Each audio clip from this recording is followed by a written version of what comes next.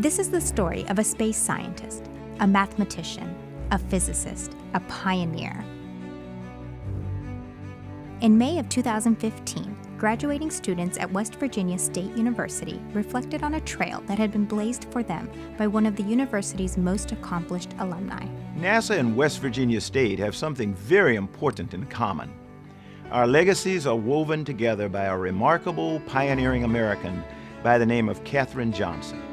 On November 16, 2015, the White House announced that President Obama will be awarding Katherine Johnson the Presidential Medal of Freedom, our nation's highest civilian honor. In their official announcement, the White House cited Katherine's influence on every major space program, from Mercury through the shuttle program. During her remarkable 3 decades at NASA, Katherine calculated the launch window for America's first human spaceflight. She verified the calculations for John Glenn's historic first American orbit of Earth. She calculated the trajectory of Apollo 11's flight to the moon and worked on the plan that saved the Apollo 13 crew and returned them safely to Earth.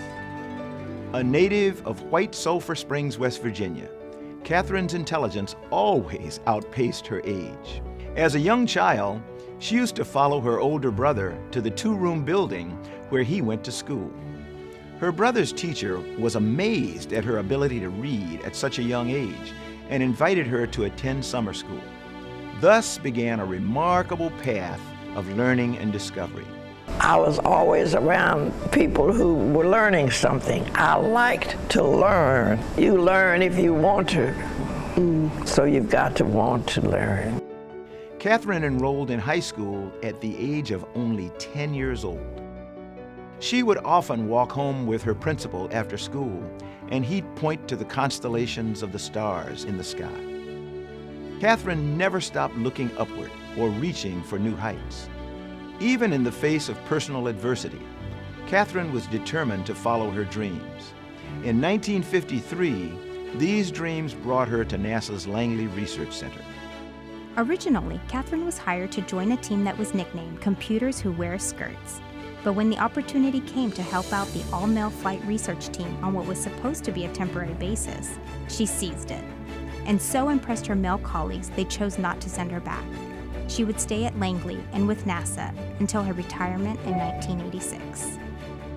I didn't feel the segregation at NASA because everybody there was doing research. You had a mission and you worked on it, and it was important to you to do your job.